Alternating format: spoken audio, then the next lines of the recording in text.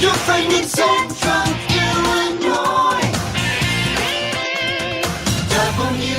WHOW. Top of the morning. Thanks for being with us. I'm your host today, Seth Lawrence. The WHOW Morning Show streams to Facebook and YouTube, brought to you by Peterson Insurance, your Pekin Insurance agent in Clinton. My guest on the Zoom today is Mrs. Mary Vogt, Superintendent of Bement Schools. Good morning, Mrs. Vogt. Always good to see you. How are you on this fine fall morning? Good morning, Seth. Thanks. How are you? Doing well. Thanks for asking. Thanks for making time for us as always. And I know that we were going to come over to Bement last Friday. Unfortunately, it did not work out. I know you had a groundbreaking for a pretty exciting development in your on your campus. What's going on? Yes, so we ended up having a groundbreaking ceremony for an addition that we are building between our current Walsh Gym and Industrial Tech Building. So the Walsh Gym is used by our students, K through 12, and then the Industrial Tech Building is used by middle school and high school students. It's where we have our high school fitness and conditioning weight room. We have our wood shop. We have the welding classes. We still have an automotive tech class, and then our ag classes all take place in that industrial tech building. So right now, every 49-minute passing period, as students need to get to any of the classes in the industrial tech building, they're walking outside, around, coming back inside. They're having to buzz, get back in the building. So that in and of itself is a bit of a safety concern, but then also having the opportunity to build a space that will have ADA accessible entrances into the building, and then also have ADA accessible restrooms. Right now, none of our restrooms are, none of them were originally built to be ADA accessible. We've made some modifications. And then also a designated concession area. Right now, when we host events here, we just set up a folding table out in the hallway. It works, but creates a bit of a trek for people who come and visit us, and then increases some of the cleanup needed in that area of the building. So having a designated concession stand along with where we'll have the gate entrances, and then there will also be room for a commons area. That's something that our students, our high school students, I think are really looking forward to. But this was all made possible starting really over a year ago. We were contacted by the family of Jeffrey Mills to let us know that we were named a beneficiary in his estate. And then some of his family members have chosen to make additional donations. And so we are very fortunate that the family is helping us out in conversations with Steve Mills, Jeff's brother. His question was, if you could do anything, no limit on money, what would you do? And so putting a new heating and air conditioning system in our gym. Right now, our gym has never had air conditioning. And so that project is wrapping up. And then also having this addition to connect our whole campus. Very nice. Yeah. We talked about some other ideas as well. Like out at our football field, our press box is really, it's served its useful life, but at most we host one football game a year. And so just trying to figure out how we could get the biggest bang for our buck. And so creating a space that would get used not just for events, but throughout the day. So looking forward, like graduation, we'll have air conditioning for graduation for the first time. The addition project is slated to be done July of 2026. So then as we start next school year, we host 3 big cross-country meets. We won't have to order porta potties for that cross-country meet. We'll have this new space where people can come in and get out of the elements and buy some snacks and use the bathroom. So meet their basic needs. Living lavishly there in Bement. Right. Aren't we? Yeah. Yeah. And Seth, one thing that I have really, I guess, been taken aback by is after having the groundbreaking ceremony, and we put it out for the public, gosh, 5 of our 7 board members were able to make it. And then a number of alum came as well. Mhm. Mike Walsh, who our gym is named after, his family was there, just in support of adding on to a facility that they helped to provide funds for. Just hearing from additional alumni that they also want to contribute to what we have Mhm. happening in our school district has just been phenomenal. Mhm. So I'm actually at our board meeting next week. I have multiple donations for the board to approve, because Oh, wow. if the donations are $500 or less, then I can just accept them. But if the donation is more than $500, then it does need board approval. So the fact that I have multiple donations of more than $500 it's really exciting, and it speaks to just the heart of our school district and the community. Sure. Now, with this groundbreaking and construction ongoing, will this impact the school day at all, whether it's now or through the process? We will need our students to use different routes depending on, where the construction is taking place. And same like with the air conditioning project. Mhm. That started as the school year began, and then there were 3 weeks in September where we were not able to have students in the gym so that they could do the inside work. So we knew that ahead of time. We made the accommodation so that our gym was not used for those 3 weeks. And then likewise, if we need to tell students you need to go out the west door instead of the east door to get to your classes in the industrial tech building, we will do that. I can't say enough about the companies that we've worked with on these projects. They have been so good at communicating their needs to us so that we can communicate to our staff and students and just keep everyone informed so that it is a, I guess, a friendly process. Nobody's being caught off guard. Sure. Very good. Well, looking forward to this. It sounds like this will be the last year of that kind of in and out for the students then. Yes, it will. Good deal. So, What will the um, what will the total cost be on this, Mrs. Vogt, and what will be the district's responsibility on all that between all that and the donations? so between, with the gym air conditioning, that was about $450,000. We're using some school maintenance grant money for that and some health life safety money for that. And then the addition is in the neighborhood of $2 million.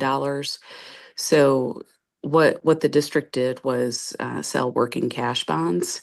And so we're able to use a large percentage of the working, or the cost of the project will be covered by the working cash bonds.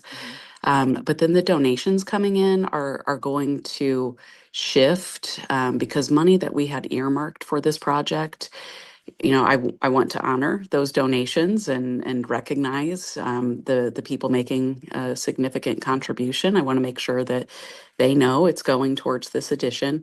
And so then money we had earmarked for that, we're going to be able to use for things like tuck pointing and boiler maintenance, the non-fun projects to talk about. But for the taxpayers, it should be a minimal difference that they see with those working cash bonds.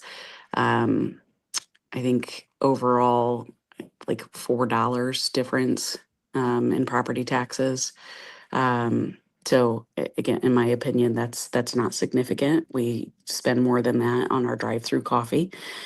And one thing I particularly am proud of is when people talk about taxpayers and what will the taxpayers think, and I am part of the community as well. I am also a taxpayer in the community and plan to be after I retire. And so, I recognize that, I'm not just sitting from afar asking people to contribute for the district. I'm part of it too. Mhm. And so, That's probably um, why a lot of districts ask their soups to live in district, right? Is so that when you yeah, go out to that's tax. one reason. Yeah, Yeah. yeah. Yeah. But Yeah. anyways, very good. Well, that's exciting, Mrs. Vogt. I'm glad that project is underway. And, I know we talked about that contribution you received over the summer, and it's exciting that you're moving right along with it. So very We good. sure are. Yeah. Yeah. And one of the things that we've talked about earlier, we have our sports and entertainment marketing class did an event. It was Movie for Meals, where the high school students completely organized and arranged this event that then became a fundraiser so that they could make a donation to our local food pantry to provide meals for the holidays.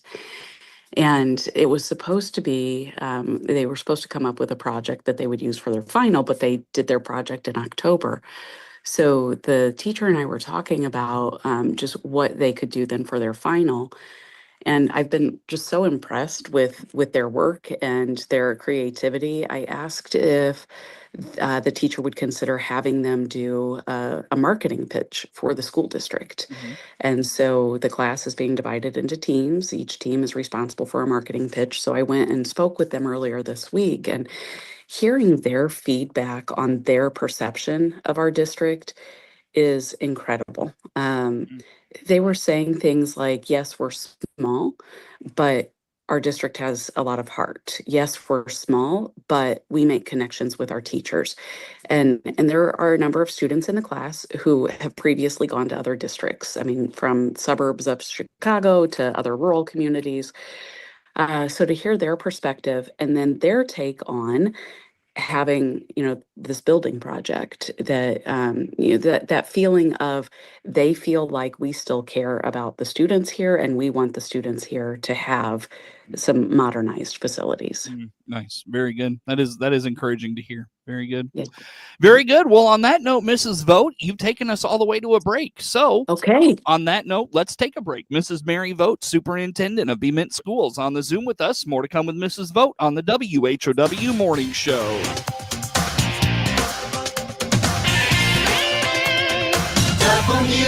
WHOW.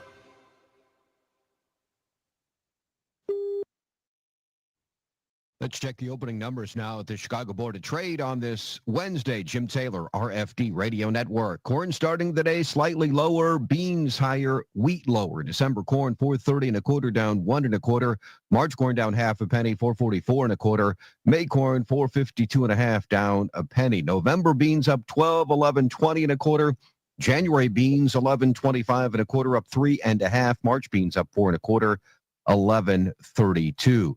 December wheat starting today, 5.47 and a quarter, down 3. March wheat down 2 3/4, 5.60. May wheat 5.68 and a half, down 3 pennies. December bean meal 320.90, that's up 3.50, and December bean oil 49.49, down 4 cents. Looking at the opening numbers on this Wednesday morning at the Chicago Board of Trade, I'm Jim Taylor. This is the RFD Radio Network. Closeout time is here for a new Chevrolet. This is Scott Baum from Baum Chevrolet Buick in Clinton and Farmer City. Yes, we have a good selection of 25 Silverados remaining in regular and crew cab models with gas or diesel engines. Some with utility beds and dual roof wheels. Also see our remaining Colorados, Trailblazers, even our full-size Suburban and Tahoes, all priced to move out. See our 25 inventory today at BaumChevyBuick.com, right from the start. Your friend in Central Illinois, WHOW. Once again, a good morning. Thanks for being with us. I'm your host today, Seth Lawrence. The WHOW Morning Show streams to Facebook and YouTube, brought to you by Peterson Insurance, your Pekin Insurance agent in Clinton. My guest on the Zoom today, Mrs. Mary Vogt, Superintendent of Bement Schools. And Mrs. Vogt, the report card, the school district report card is out. How is the Bement report card? I taking a look at it, we are holding steady with our enrollment. Our designation is still commendable.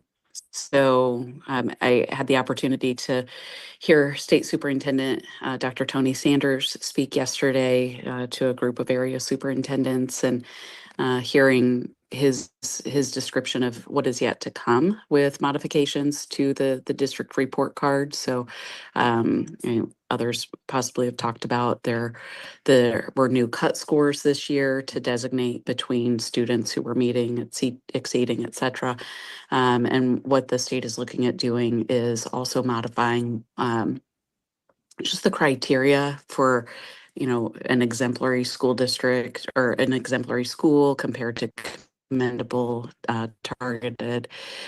Because right now, as he said, it was an arbitrary top 10% is considered exemplary, and that's just at top 10%. And so, what the state is moving towards is looking at specific areas of improvement and a school district's almost comparing it to itself and previous years performance instead of that whole statewide comparison. And so is the school district showing growth and then making a designation determination based on that. So my specific question for him was when we could consider having a district report card that is then the baseline for what we compare moving forward. And he said next year we would have that. So I think the information is valuable. It's important. But what I like to look at is historical data. And I feel like with the changes that have been made, it's making it more challenging to have historical data. So just really drilling down and looking at our specifics as far as how students are performing on those state tests. But I also like to take a look at the attendance rate, the mobility, our staff retention, because I think those are all things that are important in how students learn. And if they are at school, they can learn. If they're not at school, it makes it more challenging. If we have students who move from district to district, it's that disruption for them and doesn't allow them the consistency to continue building on what they've learned. And then teacher retention, I think, is also important. It's one of those, Seth, think about it. Your first year on the job, you probably weren't as I guess smooth and successful as you are now compared to that first year. And I mean, it's like that with educators every year, that time and experience just makes such a difference. On the So- academic side, how is the district looking from that standpoint? Good. Our students continue to meet standards above the state level. And so, that's what we always try to make sure we do, and also making improvements. So, yes, we've made improvements from last year, and we also continue to perform above the state average. So, Any areas of concern on the report card? Not any different than anyone else. Again, with changing the cut scores, some of them, it made it look like, oh, wow, these are great improvements. But then others, it made it seem like, oh, we didn't do as well, but it was across the board. And so that's just what we try to keep in mind. And, also, I know I've talked about this before when we talk about percentages of increases and decreases for a grade level. In our district, we might be comparing a third grade class from last year that has 20 students in it. And then the next year, the third grade class has 12 students in it. And so you just have one student who doesn't perform as well. It makes the whole percentage go down. So, again, for us, I drill down to our actual numbers instead of focusing on the percentages, because when you have such small numbers, one or two students difference can make a huge impact on what the percentage reports. For sure. So, Yep, exactly. And that's somewhat the disadvantage of a small rural school, right? Is that, even just minor changes have a big impact on your, some of your data points. absolutely. So, like this year's graduating class, we have 14 students. So when you take a look at how many students started in that class as freshmen, and then how many graduate, that's where we're getting our numbers as far as freshman, readiness, graduation rates. So if there were, say, 15 students when they were freshmen and then just one moves during the course of high school, then it makes it look like we aren't graduating all of our students who started as freshmen. Right. Yep.